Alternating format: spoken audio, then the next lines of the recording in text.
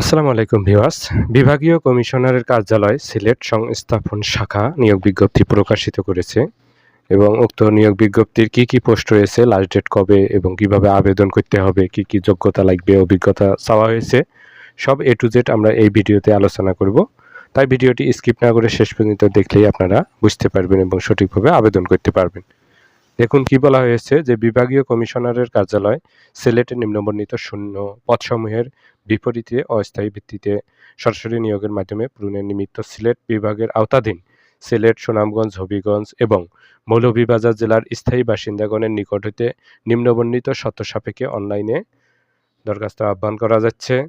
তো এখানে যে ডিস্ট্রিক্টগুলোর নাম উল্লেখ রয়েছে, এই জেলাগুলো ব্যতীত অন্য কোনো জেলার প্রার্থী আবেদন করতে পারবে না। এখানে দেখুন ক্রমিক নম্বর ১ হিসাবরক্ষক গ্রেড ১৪, এটা পদ সংখ্যা ২ জন। তারপর হচ্ছে দেখুন অফিস সহকারী কাম কম্পিউটার মুদ্রাক্ষরিক গ্রেড হচ্ছে ১৬, বেতন হচ্ছে ৯,৩০০ থেকে ২২,৪৯০, ১১ জন নেওয়া হবে। এবং শিক্ষাগত যোগ্যতা অভিজ্ঞতার ক্ষেত্রে যেটি বলা হয়েছে যে কোনো স্বীকৃত বোর্ড হইতে উচ্চ মাধ্যমিক সার্টিফিকেট বা সমমান চাওয়া হয়েছে। আর ওয়ার্ড প্রসেসিং, স্প্রেডশিট প্রেজেন্টেশন এবং বেসিক কম্পিউটার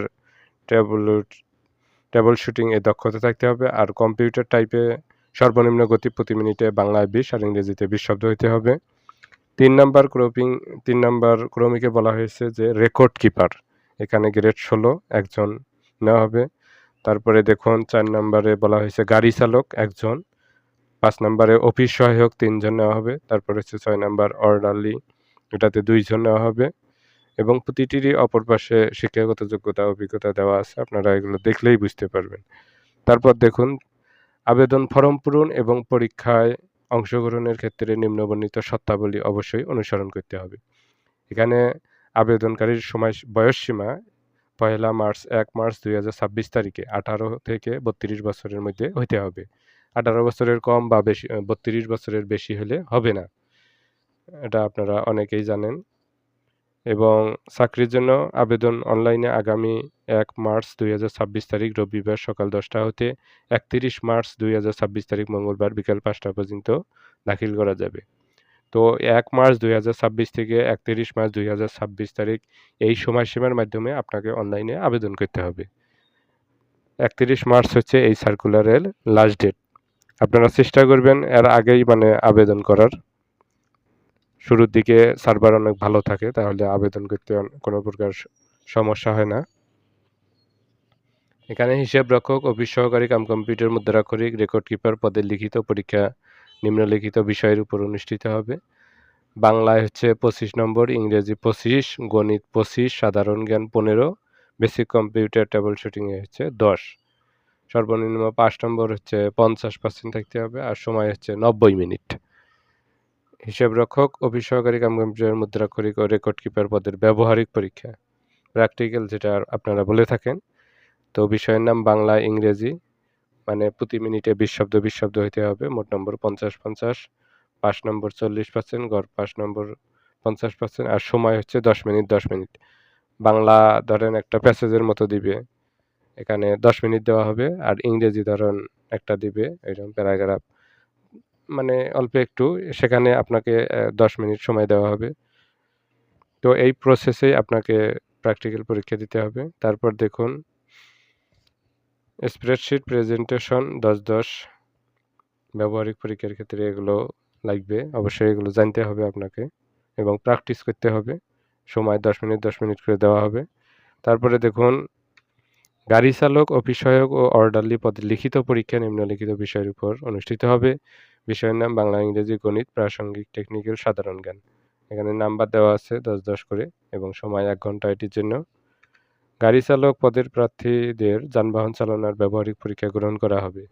আপনারা যারা গাড়ি চালক রয়েছেন আপনারা অবশ্যই প্র্যাকটিস করবেন পূর্বেই। অনলাইন হতে ডাউনলোডকৃত প্রবেশপত্র আপনারা যখন অ্যাডমিট কার্ড নিয়ে যাবেন অবশ্যই এটি রঙিন কালারে প্রিন্ট করে নেবেন এবং অ্যাপ্লিকেশন কপিও আপনারা আগে থেকেই প্রিন্ট করে রাখবেন। আর হচ্ছে নাগরিকত্ব সনদ পৌরসভা অথবা ইউনিয়ন পরিষদ থেকে আপনারা সংগ্রহ করে অবশ্যই চেয়ারম্যানের সাইন নিবেন। তারপরে চারিত্রিক সনদপত্র এগুলো লাগবে, আইডি কার্ডের ফটোকপি, মুক্তিযোদ্ধা যাদের রয়েছে তাদের মুক্তিযোদ্ধার সার্টিফিকেট লাগবে।